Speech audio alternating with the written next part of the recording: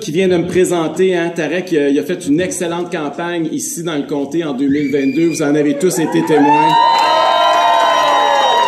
Il aurait encore été un excellent candidat pour reprendre le flambeau et amener le parti encore plus loin pour une élection cette année.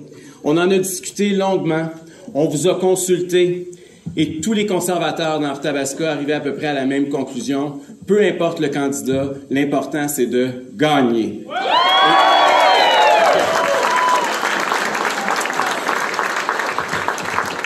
Donc, on s'est dit qu'un chef, ça amène quelques points de plus. On veut aller un petit peu plus haut. Tarek a choisi de faire passer le parti avant sa personne. Il y a peu de gens qui ont cette sagesse et cette humilité. Tarek fait passer l'intérêt de l'équipe avant la sienne. Puis depuis qu'on a pris la décision, je peux vous dire qu'il est notre meilleur bénévole. Hier, j'étais au Cercle des fermières à Victoriaville avec lui. Après ça, on est allé faire des biscuits sourires au Tim Hortons à Princeville. Puis on a fini la journée au Festival de l'érable à Plessisville. C'est une machine. Et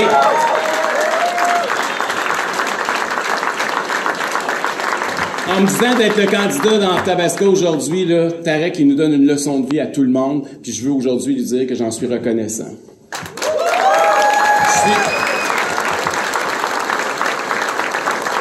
Je suis tellement heureux aussi de vous voir si nombreux rassemblés parce qu'aujourd'hui, c'est quand même une grosse annonce dans l'histoire du Parti conservateur du Québec. Depuis maintenant près d'un an, j'ai parcouru la circonscription de long en large à plusieurs reprises. On est allé à la rencontre des gens partout dans tous les milieux. Puis vous venez d'entendre quelques personnes qui en témoignent. Vous avez entendu Sophie, qui était très dynamique de Saint-Pierre-Baptiste. Elle m'a donné des œufs frais quand je suis allé dans son poulailler. Elle m'a fait boire du lait de ses vaches quand je suis allé dans son étable. Elle m'a même fait manger des carottes d'hiver dans son jardin enneigé. J'avais jamais mangé ça. Je peux vous dire que c'est une agricultrice qui veut être rassurée sur la survie à long terme de nos fermes familiales et qui souhaite moins de bâtons dans les roues de la part du gouvernement comme nous autres.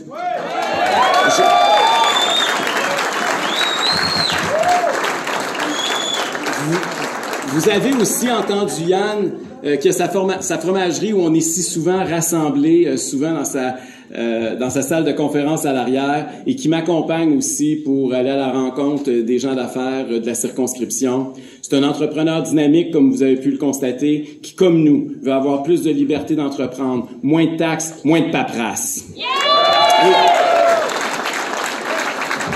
Chantal est venue nous parler, une conseillère municipale bien impliquée en politique et bien en vue à Victoriaville, que j'avais même approchée, vous devez savoir ça, comme pour être candidate pour nous en 2022.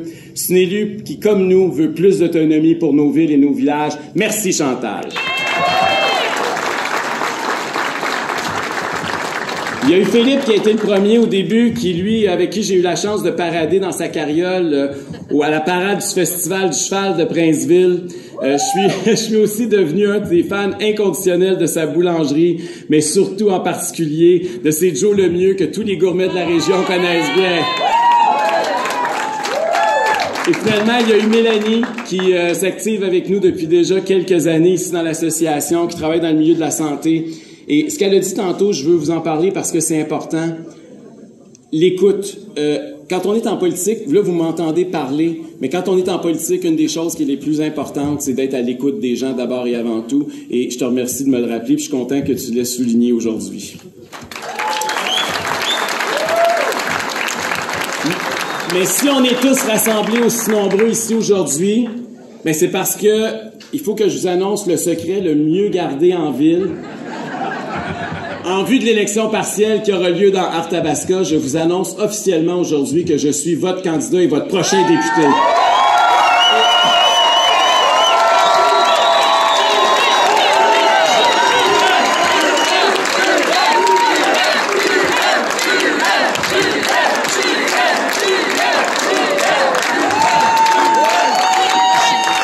Merci. Je souhaite devenir votre voix à l'Assemblée nationale. Je souhaite devenir la voix des régions du Québec, une voix vraie, une voix authentique, une voix profonde pour Arthabasca et nos régions. Les 4 autres partis à l'Assemblée nationale sont présentement tous représentés par des gens, des circonscriptions sur l'île de Montréal.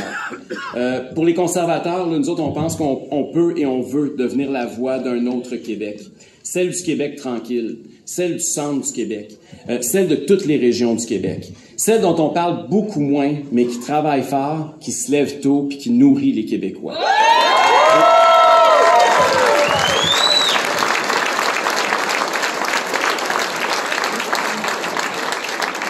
Je pense que c'est évident pour bien du monde, mais je suis pas toujours politiquement correct.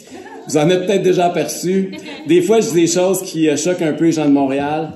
Mais vous savez que je parle du fond de mon cœur. Vous savez que je parle avec mes tripes. Vous savez que je parle avec mes convictions. Et c'est ce qui fait qu'on a quelque chose en commun.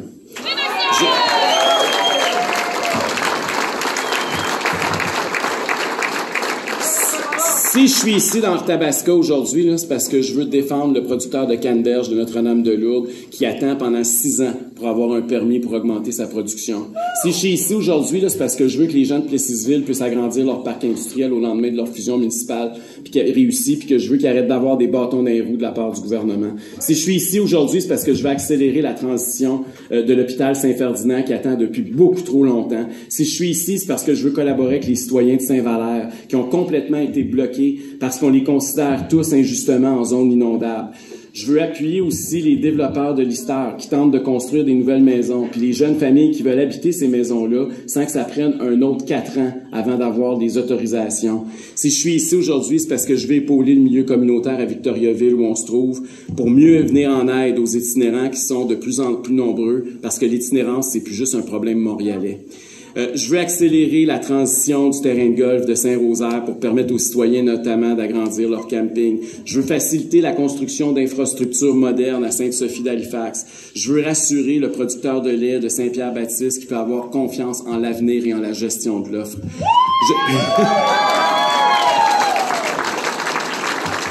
Je veux aider les aînés de Saint-Louis-de-Blandford et de Laurierville à rester dans leur communauté pour y finir leurs vieux jours sans avoir à aller ailleurs dans MRC parce qu'ils peuvent plus construire dans leur communauté. Je veux être avec les gens de Saint-Norbert d'Arthabasca pour que plus jamais le gouvernement les oblige à construire des infrastructures qui coûtent les yeux de la tête. Je veux accompagner Princeville pour la construction d'une usine d'épuration de ses eaux et d'arrêter au plus sacrant la vie d'ébullition. Je veux voir les jeunes... Merci! Je veux voir les jeunes familles s'acheter une maison à Saint-Christophe d'Arthabasca sans que ça leur coûte les yeux de la tête. Je veux aider Villeroy à trouver une vocation viable à long terme pour son Église, pour savoir préserver notre patrimoine religieux sans ruiner les contribuables. Je veux participer également au développement des relations harmonieuses entre les villégiateurs et les résidents permanents à Inverness. Bref, comme vous, je veux contribuer à faire de la région d'Arthabasca une zone encore plus dynamique, une région où il fait encore mieux vivre.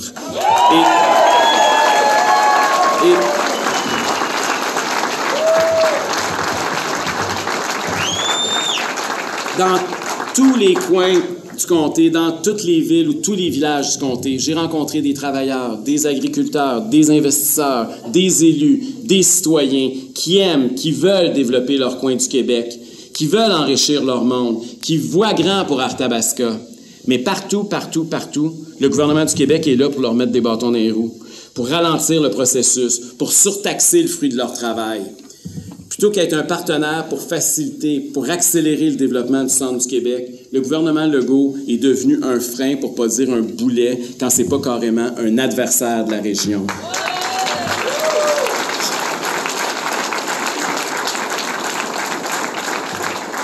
La CAQ avait pourtant pas été élue pour ça il y a quelques années, hein? Ici comme ailleurs, c'était supposément pour changer les choses. Mais tout ce qui a changé depuis 7 ans, c'est pour pire. Vos enjeux sont ignorés, sont retardés ou même pire, sont méprisés. Vos enjeux sont loin de ceux dont on entend parler tout le temps, trop souvent, comme le toit du stade olympique, le tramway de Québec ou le REM de Montréal. Il n'y a pas de métro à Victo, cherchez-le pas. Mais vos enjeux, ça ne veut pas dire qu'ils sont moins importants, au contraire. Je veux être celui qui va se lever, qui va parler haut et fort à la défense de vos intérêts, à la défense des intérêts d'Arthabasca, à la défense de l'intérêt de toutes les régions du Québec.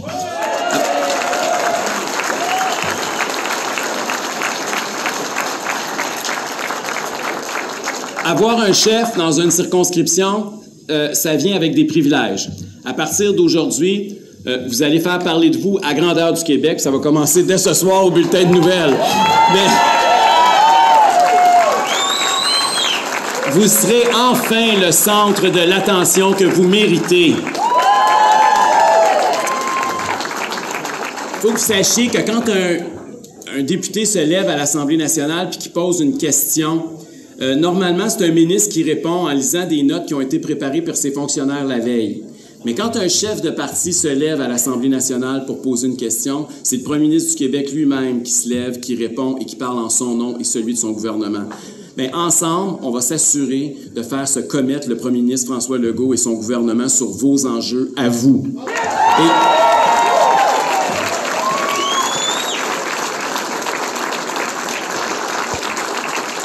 Évidemment, il y a un risque à présenter un chef dans un comté comme on fait présentement.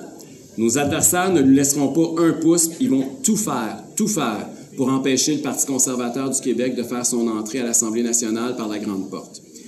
Tout pour nous empêcher d'amener vos enjeux sur la scène nationale. Tout pour garder leur unanimisme malsain entre eux de la coalition libérale, solidaire, péquiste. Il y a une tradition qui est généralement respectée au Québec, mais pas toujours, de ne présenter personne contre un chef qui se porte candidat dans une élection complémentaire, comme c'est le cas actuellement. Le Parti québécois, par exemple, n'avait pas de candidat quand Gabriel Nadeau-Dubois s'est présenté dans Gouin. Le Parti libéral du Québec n'a pas présenté de candidat non plus contre Pauline Marois dans Charlevoix.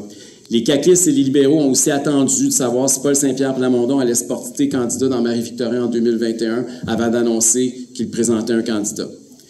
Ici, là, je crois comprendre que les autres partis n'auront pas cette élégance face au Parti conservateur du Québec.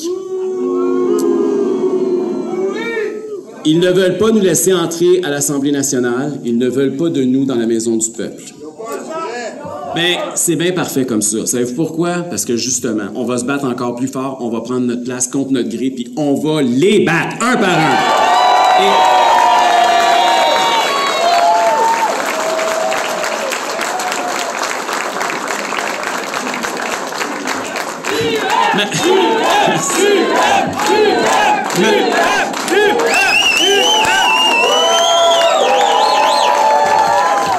Malgré les beaux discours de François Legault et de Paul Saint-Pierre Plamondon en faveur de la démocratie, ils ne veulent surtout pas entendre la voix de 530 000 Québécois à l'intérieur des murs de la Maison du Peuple.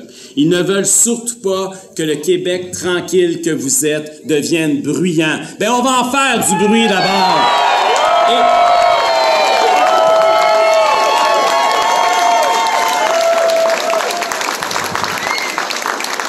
Jean d'Arthabasca, vous avez le pouvoir de rétablir la démocratie au Québec.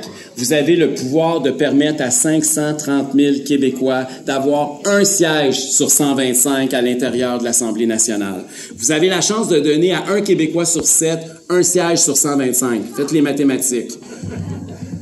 Vous avez en fait le pouvoir de mettre fin sérieusement à la pire distorsion démocratique de notre histoire. C'est une tache noire, c'est une tache sombre dans l'histoire du Québec, puis on peut la réparer ici, dans Arthabasca, dès l'élection partielle.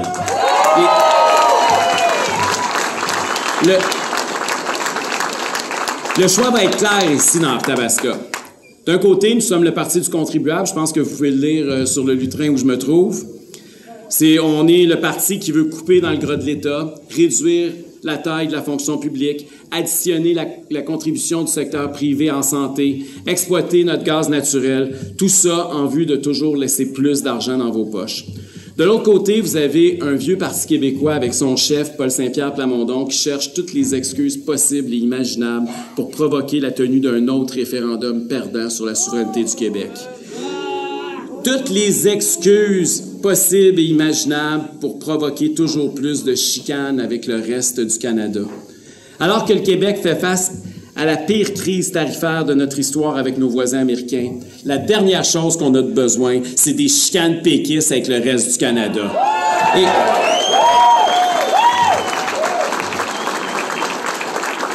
L'heure n'est pas à se diviser, l'heure est à se rassembler, l'heure est à s'unir, l'heure est à se serrer les coudes, l'heure est à éliminer les barrières entre nos provinces.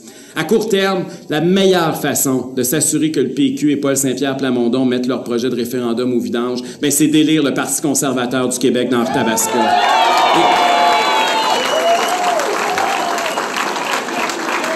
D'ailleurs,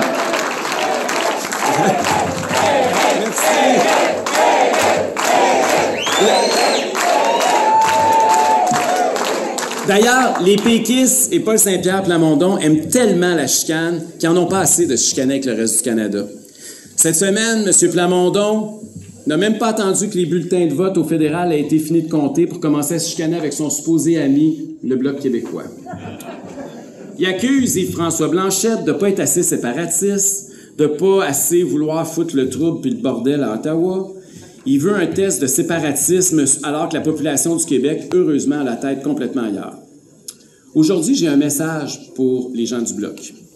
J'invite tous les bloquistes qui viennent de découvrir que Paul Saint-Pierre Plamondon, c'est un visage à deux faces parce qu'il les considère comme des traîtres à la cause souverainiste, je les invite, ces gens-là, à appuyer le parti qui est en faveur de l'autonomie puis de la prospérité du Québec, le Parti conservateur du Québec.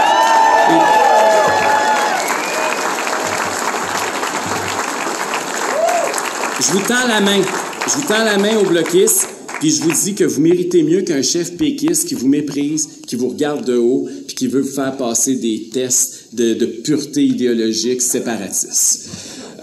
Plutôt que d'embarquer dans une chicane stérile péquiste, les conservateurs veulent parler des vrais problèmes à l'Assemblée nationale et apporter des vraies solutions. Par exemple, ce matin, Jean-Marc qui a fait le plein d'essence avec son pick-up à 1,48 à Victoriaville, je vais dire qu'il a payé le prix le plus cher à la pompe au Canada. En Ontario, il aurait payé aussi peu que quoi, 1,24? Une différence de quoi, 24 cents de litre? Jean-Marc, il a payé 15-20 piastres de plus que s'il avait fait le plein à Hawkesbury, en Ontario. Tout ça parce que le gouvernement Legault charge beaucoup trop de taxes. Et le PQ, ça sera encore pire parce que eux autres, ils veulent non seulement une taxe carbone, mais ils veulent aussi une autre taxe environnementale par-dessus la taxe carbone. C'est déjà indécent le nombre de taxes qu'on paye, notamment sur l'essence. Ça n'a plus aucun sens. La taxe provinciale sur les carburants au Québec, là, c'est présentement de 19,2 sous. Juste pour vous donner une idée, là, en Ontario, c'est 9 sous. Juste ça, là, ça nous coûte 10,2 sous de plus que nos voisins. Après ça, c'est pas tout. Le Québec est le seul endroit au Canada, donc, à payer une taxe carbone, je viens de vous en parler, un autre 13 cents de plus pour chaque litre vendu au Québec, comparé à partout ailleurs au Canada. Mais c'est malheureusement pas fini, parce que vous avez aussi la taxe de vente provinciale, qui est la TVQ, là, la taxe à 9,975 %. Bien, en Alberta, cette taxe-là est à 0 % puis en Ontario, elle est à 8 %. Donc, puis là, évidemment, je ne vous ai pas parlé des autres taxes, là, de la taxe d'assises, de la taxe des transports en commun, dépendamment de la région d'où vous venez. Ça finit, le résultat, c'est pas compliqué, là. C'est que vous êtes rendu, vous payez pratiquement autant, sinon plus, en taxes que vous payez d'essence. Fait qu'à chaque fois que vous allez faire le plein, là, on vous vide plus les poches qu'on remplit votre char. C'est aussi simple que ça. Et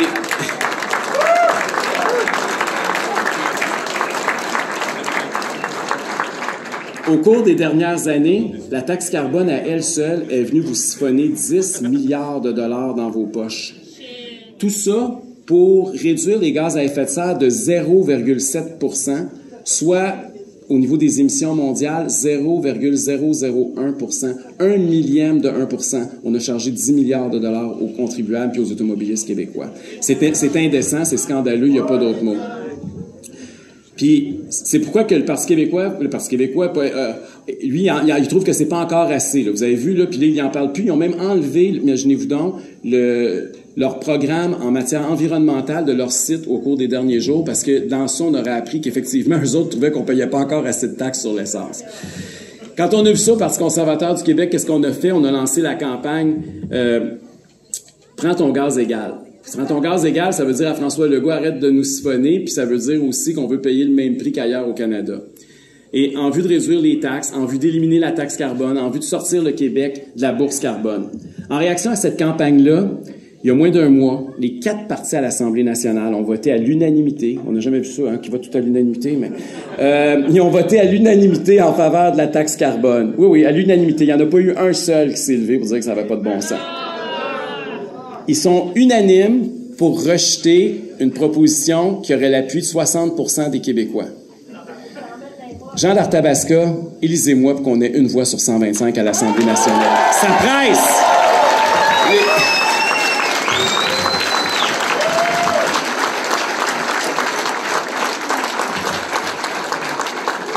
Il y a un autre vrai enjeu ici, là, dans la région, et c'est évidemment celui de la santé. Parce que la région d'Arthabasca fait pas exception, comme dans plusieurs autres régions du Québec.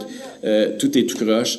À la veille de la dernière élection de 2022, la CAQ avait annoncé en grande pompe l'agrandissement que la région attendait depuis des années de l'Hôtel-Dieu d'Arthabasca. Un projet qui était estimé à 360 millions de dollars. Tout était beau, tout le monde était content, à la veille des élections, ça coupait des rubans. Au cours des dernières semaines, alors que les travaux sont pourtant déjà commencés, le gouvernement laisse couler l'information qui pourrait tout bloquer. On en a beaucoup moins entendu parler, mais c'est la même gestion catastrophique des projets que ce qui a été observé, par exemple, à l'hôpital Maisonneuve-Rosemont. C'est un système de santé qui est malade au Québec. Et ce que ça témoigne, c'est qu'ils savent pas où ils s'en vont, puis c'est pas en additionnant des structures qu'on va régler le problème. Avec toutes les taxes qu'on paie, le minimum auquel on est en droit de s'attendre, c'est d'avoir des services de santé de qualité, accessibles et gratuits.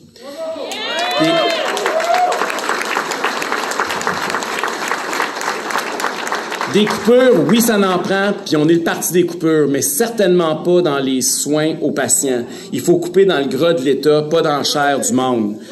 Et la CAQ, je sais pas comment on les appelle, ou la CRAQ, la CAQ s'attaque encore à ce qui est plus facile plutôt que ce qui est nécessaire. Le gouvernement Legault, on en a parlé amplement, a dilapidé 1,1 milliard de dollars dans le fiasco SACLIC. Ils nous ont fait perdre 710 millions dans Nordvolt. Ils ont gaspillé 450 millions dans Lyon électrique, dans les autobus électriques scolaires. Ils ont dépensé 170 millions dans un projet de recyclage carbone à Varennes. Puis la liste pourrait continuer pratiquement toute l'après-midi. En fait, jamais un gouvernement du Québec n'a autant dépensé votre argent. Jamais a-t-on vu des services publics aussi peu accessibles pour aussi cher. Ça prend un ménage au Québec. Ça prend de l'efficacité gouvernementale au Québec. Ça nous prend un Doge à la sauce québécoise. Et c'est pourquoi le Parti conservateur du Québec va se battre pour éliminer 20 000 postes dans la fonction publique. Le Parti conservateur, c'est le parti qui souhaite éliminer le gaspillage pour remettre l'argent dans vos poches. Hier après-midi, je l'ai dit, j'étais au Tim Hortons de Princeville avec Tarek. On a fait des biscuits sourires pour soutenir un organisme communautaire de la région, l'Envol. Puis il y a une femme d'une quarantaine d'années qui est venue me voir, qui s'appelle France. Elle est peut-être même dans la salle aujourd'hui, elle m'a dit que ça se pouvait qu'elle vienne nous voir, je te salue. C'est une mère de 3 enfants qui voulait absolument me parler. Elle m'a pris par le collet et elle m'a dit « Eric, moi je t'aboute, je t'ai écœuré, je suis au bout du rouleau. » Elle travaille fort, elle travaille du soir au matin, un emploi exigeant, elle fait la navette entre l'école, la garderie, le boulot, la maison, le quotidien de bien du monde, bien des familles, la préparation des repas, les devoirs, les bains, la discipline. Elle fait de très, très, très longues journées, puis elle se couche épuisée. Mais ce qui est le plus décourageant, c'est que malgré tous ses efforts, elle et son mari n'y arrivent plus. Cet été, elle n'a plus une scène pour amener ses enfants en camping pendant 2 semaines, comme elle fait à tous les ans. Elle est étouffée par les taxes, elle est étouffée par la hausse du coût de la vie. Son hypothèque a monté de 200$ par mois cette année. Son panier d'épicerie, c'est pas lui, il monte pas une fois par année, il monte à tous les semaines. Mais son salaire puis celui de son conjoint, eux autres, ils montent pas au même rythme. Fait que le système, il fonctionne plus, il marche plus. Pendant qu'elle et sa famille s'en arrachent, comme tout le monde, elle voit ce qui se passe, elle voit le gouvernement qui met de l'argent comme jamais dans des projets comme Nordvolt, SACLIC ou Lyon électrique. Elle s'inquiète aussi que sa mère, qui est en attente d'une chirurgie dans un système de santé où l'attente est de plus en plus longue, elle constate, comme nous tous, que le réseau routier est délabré par un gouvernement qui mène une guerre à l'auto. Elle voit la vétusté de l'école de ses enfants, qui n'a pas changé depuis l'époque où elle l'a fréquenté. Elle s'inquiète pour l'avenir de ses 3 enfants, quand elle voit qu'un jour, ils devront rembourser le 13,6 milliards de dollars de déficit que le gouvernement Legault a empilé encore cette année. Le modèle de payer toujours beaucoup de taxes et d'impôts en retour de bons services publics au Québec, il ne fonctionne plus. Le modèle québécois est cassé. Ce qui a été décoté il y a quelques jours, c'est pas juste la CAQ, c'est pas juste le dernier budget, c'est le modèle québécois au complet qui est cassé et qui a besoin d'être réparé.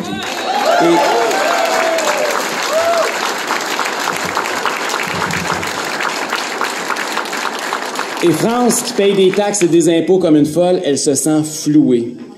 Elle m'a expliqué hier que le Parti conservateur du Québec, pour elle, là, C'est son dernier espoir au milieu de cette sombre période. Il faut redonner espoir à toutes les Frances du Québec qui nous écoutent aujourd'hui. On ne peut surtout pas la décevoir. On doit démontrer qu'un autre Québec que celui des caquistes et des péquistes est possible. Être présent à l'Assemblée nationale pour être les seuls à dénoncer le déficit astronomique du Québec qui hypothèque l'avenir de ses enfants. S'insurger contre la décote honteuse que M. Legault justifie par ses convictions. La CAQ est passée, vous le savez, d'un surplus de 7 milliards de dollars quand ils sont arrivés au pouvoir à un déficit aujourd'hui de 13,6 milliards de dollars. C'est totalement irresponsable. C'est digne de comptables qui ne savent pas compter. Puis aujourd'hui, j'ai une chose à dire à M. Legault. Honte à vous. Et je dis aux électeurs, ne comptez pas sur le Parti québécois de Paul Saint-Pierre Plamondon pour améliorer les choses. Lors de la dernière campagne, M. Plamondon promettait d'augmenter les dépenses de 8 milliards de plus par année que la CAQ. On ne peut pas dire qu'il est plus responsable que l'autre. Même chose en matière de santé. La CAQ et le PQ proposent toujours plus de bureaucratie, plus de centralisation, plus de structure, plus de Top Gun payés les yeux de la tête. Mais ce qu'on a besoin, c'est d'un parti à l'Assemblée nationale pour proposer plutôt d'additionner la contribution du privé, d'instaurer de la concurrence, de s'assurer que l'État paye pour mais que le patient peut aller gratuitement au privé si les délais sont pas raisonnables ou si le privé peut offrir le même service pour moins cher.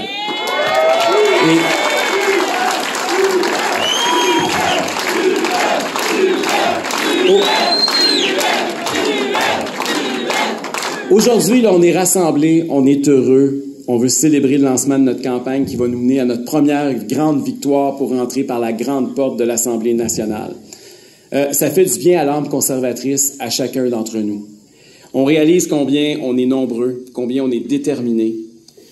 Mais discourir, s'applaudir, faire des selfies, ça suffira pas. Pour gagner, ça va aussi prendre du bras de jus. Ça va aussi prendre du jus de bras.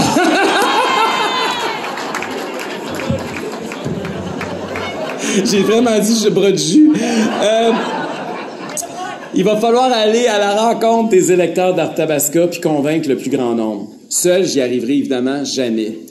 J'ai besoin d'une équipe forte. On a besoin de chacune et chacun d'entre vous.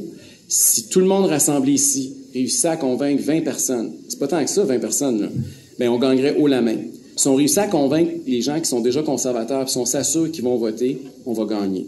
La victoire, elle est à portée de main, elle est à portée de votre main. Avant de partir, là, je sais qu'il y a des tables à l'arrière. Vous pouvez aller voir les gens qui sont là-bas puis demander une liste de 50 ou 100 noms d'électeurs dans la circonscription, puis les appeler au cours des prochains jours. Parce que ça va prendre peut-être juste un petit 2 heures, mais ça pourrait faire toute la différence. La machine conservatrice, c'est la plus belle, c'est la plus nombreuse, c'est la plus motivée de toutes les troupes. Mais on l'a prouvé aux dernières élections, là, on tenait de loin les plus gros rassemblements. On en a même eu un extraordinaire, ceux qui étaient là s'en souviennent, là, au complexe Évasion à Victoriaville, en plein air, un beau samedi soir. Mais là, il faut maintenant devenir ceux qui font aussi sortir le plus leur vote. Notre électorat, il est plus jeune, il est plus dynamique. Hein? Même les sondages internes du Parti québécois indiquent qu'on a une avance de 22% chez les 50 ans et moins dans Arthabasca.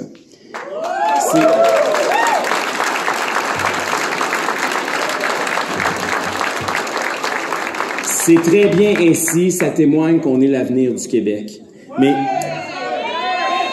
Mais historiquement, le seul problème, c'est que les jeunes votent un peu moins que les plus âgés. Et on doit renverser cette tendance dès l'élection partielle qui va avoir lieu dans quelques jours. Aidez-moi à renverser la tendance. Les jeunes, il faut les faire sortir. C'est de leur avenir dont il est question et c'est le Parti conservateur qui peut leur donner un avenir meilleur.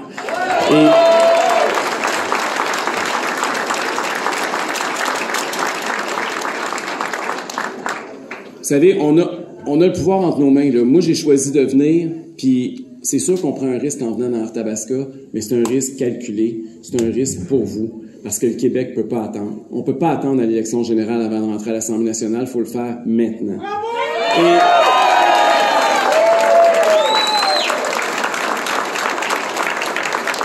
Puis le vrai pouvoir de changer ça, là, ben, c'est vous autres qui l'avez. c'est niaiseux, là, je vois qu'il y en a qui ont des pancartes dans les mains. Là, ben, chaque pancarte que vous allez mettre sur votre terrain peut faire la différence. Pas faire que votre voisin va dire « Ah oui, moi ça qui vote pour Duhem », puis aller vous poser des questions. Vous commencez à réaliser qu'il est peut-être pas tout seul à trouver que ça tourne pas rond au Québec. Là. Donc, je vous invite à le faire. Et gens d'Arthabasca, moi, aujourd'hui, je suis ici pour vous dire que je vous offre officiellement mes services. Je veux travailler à faire avancer vos intérêts. Je veux travailler à faire avancer vos idées à l'intérieur des murs de l'Assemblée nationale. J'ai besoin de vous et je pense que le Québec a grandement besoin des conservateurs. Merci beaucoup tout le monde! Merci Arthabasca!